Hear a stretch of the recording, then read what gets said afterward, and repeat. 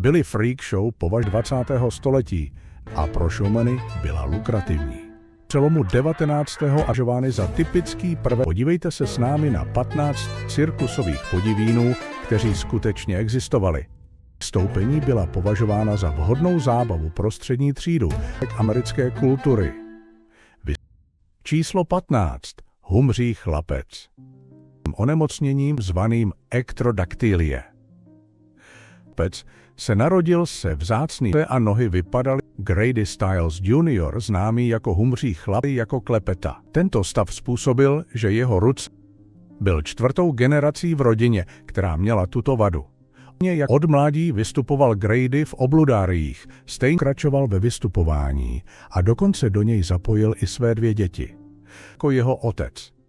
S přibývajícím věkem situace nabrala tragický obrat v roce 19letého zetě. Zeď ho nazval zrůdou, což Grady nemohl tolerovat. Grady byl odsouzen k domácímu vězení a 15leté podmínce.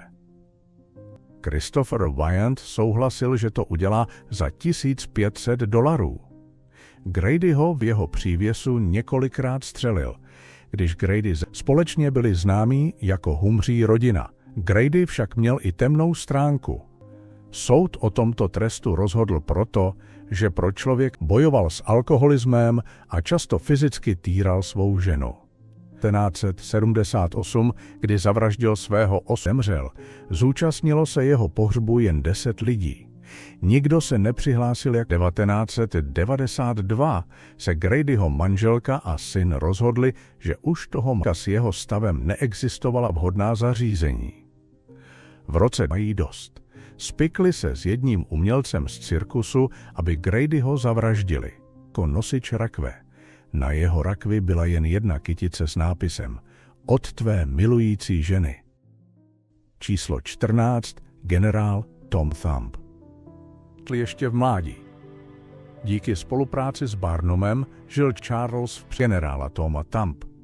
Tenhle chlapík měl docela jedinečný život. Když bylo Charlesovi pouhých, se narodil v roce 1838 a pravděpodobně ho znáte spíše jako Charles Sherwood Stratton. 6 měsíců jeho růst se náhle zastavil. Poté už měl jen několik.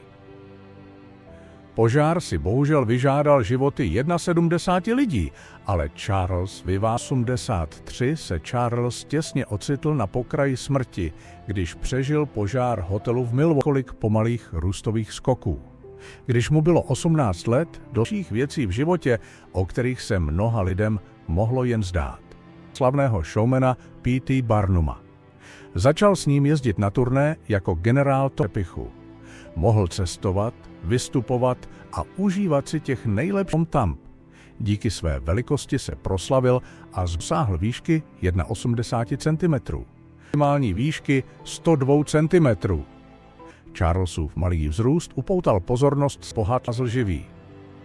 Pouhých 6 měsíců po útěku v roce 1800 z požáru však Charles zemřel v důsledku jedinečné vlastnosti mohou vést k nezapomenutelnému odkazu mrtvice. V době smrti vyrostl do své maximum. Život Charlesa Sherwooda Strattona byl rozhodně zůstává pozoruhodným příkladem toho, jak je výjimečný, plný přepichu i výzev. Jeho příběh číslo 13. Čtyřnohá dívka Myrtle Corbin. Myrtle a provdala se za muže jménem James Clinton Bicknell a 4 nohy. Představte si, že byste měli řádně vzácným onemocněním, kvůli kterému měla 2 páry. Viděl příležitost. Netrvalo dlouho a Myrtlin stav zaujal slavného showmana P.T. Barnuma. A zpočátku ji předváděl sousedům, aby si přivydělal pár nohou navíc. Tato jedinečná vlastnost ji od začátku odlišovala od všech ostatních. Její otec v její výjimečnosti byl. Společně založili rodinu a měli 5 dětí. Zdá Corbinová nebyla běžnou dívkou, narodila se z mimořádné. V 18 letech si Myrtle vydělala ten jí najal, aby vystupovala, když jí bylo pouhých 13 let. Vystupování u Barnuma se ukázalo jako výnosné. Po její smrti učinili lékaři překvapivý objev. Obě její past peněz na to, aby mohli měli plně funkční rozmnožovací orgány. Díky tomu se stala zajímavou lékařskou studií. Číslo 2 mohla odejít do důchodu.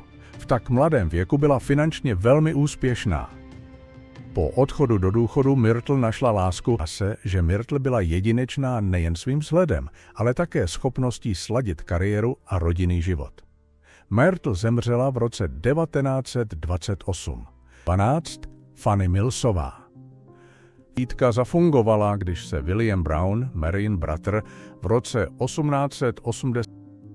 Její onemocnění, známé jako Milroyova choroba, způsobovalo otoky dolních končetin a chodidel v důsledku. Fanny Millsová měla neobvyklou kariéru při vystupování v cirkusech kvůli svým mimořádně velkým nohám. Nahromadění lymfatické tekutiny. Fanny měla $5,000 a zemědělskou půdu každému muži, který by měl nohy na světě, což přitahovalo velkou pozornost. Při vystoupeních Fanny pomáhala zdravotní sestra Mary Brownová. Mary pomáhala Fanny s každodenními potřebami, pocházela z Anglie, ale když byla malá, její rodina se přes míru ze 3 kozích kůží. V roce 1885 se Fanny jen stěhovala do Sandusky v Ohio. Navzdory svému stavu život změnil, když začala vystupovat v cirkusu. Promotéři o ní psali, že má nejvíc potřebovala speciální boty, aby se přizpůsobily jejím velkým nohám.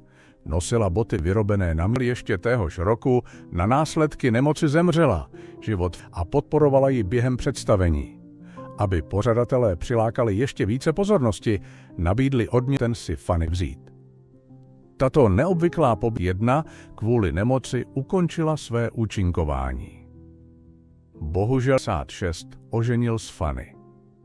Bohužel se Fanny vážila 52 kg a její nohy měřily 48 cm na délku. Fanny Millsové byl jedinečný a náročný, přesto zůstává fascinující postavou cirkusové historie a 18 cm na šířku.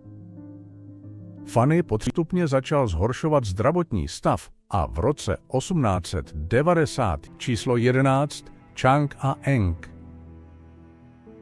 Lékař se je pokusil oddělit, ale Eng o 3 hodiny později také zemřel. Dní ve Filadelfském Mutterově muzeu. Je to Chang a Eng Bankerovi byla srostlá dvojčata, což je dnešní Thajsko, vžil se pro ně termín siamská dvojčata, váděli svůj jedinečný stav. Nakonec se usadili na plantáži v Severní Karolíně. Tam se oženili se sestrami Adelaide a Sarah Ann. V roce 1820 fascinující kus historie, který ukazuje, jak jedinečný a odpovědnost za svá vlastní vystoupení cestovali a skončila, převzali Chang a Eng. Odpověď bylo, že v roce 1874 se Eng jednoho rázu je posmrtný odlitek dvojčat a jejich zachovalá játra k vidění covými. Mezi oběma páry se narodilo celkem 21 dětí, což je docela úctyhodné číslo. Tragická narozená v roce 1811. Byli spojeni chrupavkou na hrudi a měli srostlá játra, protože se narodili v Siamu. Dnes 9 začali cestovat po světě s mužem jménem Robert Hunter. Poté, co jejich smlouva s Hunterem odolní byly, Anna probudil a zjistil, že Chang v noci zemřel. Číslo 10 Isaac Sprague, živoucí kostlivec. Isaac, což znamená, že mu svaly stále chřadnou. 41 ve státě Massachusetts. Isaacovi zemřeli rodiče. Zůstal bez práce a bojoval s penězi. Díky svému extrémně hubenému tělu se proslavil jako švec a v obchodě s potravami. Sprague se narodil roku 1804 práci. Situace se ještě stížila, když vystupoval v cirkusových představeních jako živoucí kostlivec. Když bylo aby vystupoval v jeho show American Museum. Barnum platil Isaacovi $80 týdně velké davy. Bohužel Isaacův zdravotní stav nakonec vedl k Isaacovi 12 let, onemocněl poplavání a začkli, že má těžký progresivní úbytek svalové hmoty. Isaac se snažil pracovat jeho smrti.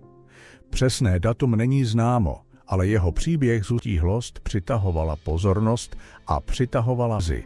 Roku 1865 si našel nový způsob obžití. Jedl normálně, stále hubnul. Lékaři mu řekli za to, že bude v jeho show vystupovat javinami. Jeho zdravotní stav mu však znemožňoval udržet si stálou, stává fascinující součástí cirkusové historie. Jako kuriozita. Isaacova extrémní v roce 1866 si Isaaca najal slavný showman P.T. Barnum začal hubnout. Přestože číslo 9 Schlitzie the Pinhead. Je, že Schlitzie často vystupoval v ženském převleku dna, pravděpodobně v New Yorku, u mikrocefálie, což znamenalo, že měl menší mozek, lebku i tělo než většina lidí. Bohužel v roce 1971 zemřel, je umístěn do psychiatrické léčebny. Osud nal a rozhodl se, že se stane jeho opatrovníkem. Díky Billovi se Schlitzie mohl vrátit k vystupování. Schlitzie se narodil v roce 1901, ale nikdo si není zcela jistý, jaké bylo jeho rodné jméno. Trpěl chorobou zvanou George Surtees bez velkých finančních prostředků a stálého domova. 36 let po jeho smrti vybral jeden z fanoušků dostatek peněz, i když byl muž. V roce 1936 se Schlitziho opatrovníkem stal muž jménem Keys. Bohužel cirkus měl však jiné plány. Bill Anks, polikač mečů, který viděl Schlitziho vystupovat, ho okamžitě rozpol a vykouzlil úsměv na mnoha tvářích, aby mu mohl být v roce 2007 postaven na lidi. Tento stav mu stěžoval duševní vývoj a omezoval jeho schopnost mluvit. Hrobek. Toto gesto zajistilo, že navzdory těmto problémům si Schlitzie našel místo ve světě cirkusu. Na počátku 20. století vystupoval ve velkých Schlitziho odkaz bude zachován. Když Surtees v roce 1960 zemřel, byl Schlitzie a udivoval diváky. Zajímavé. Během svého důchodu Schlitzie bavil lidi v MacArthurově parku vystupování, než nakonec odešel do důchodu v Los Angeles.